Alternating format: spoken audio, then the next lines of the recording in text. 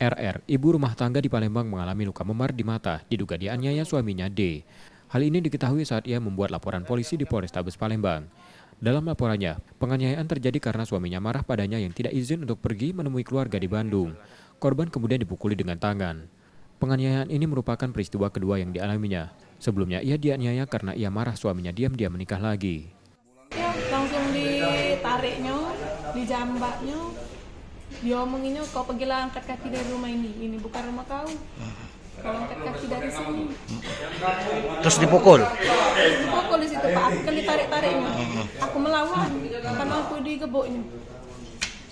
Aku melawan, sini digoceknya, sini merah. Sudah. Aku tidak terlawan lagi, aku keluar rumah langsung. Aku manggil kakak ipar di sebelah rumah. Kini laporan dalam penanganan polisi di Polrestabes Palembang. Yudi Kiswanto, Kompas TV, Palembang, Sumatera Selatan.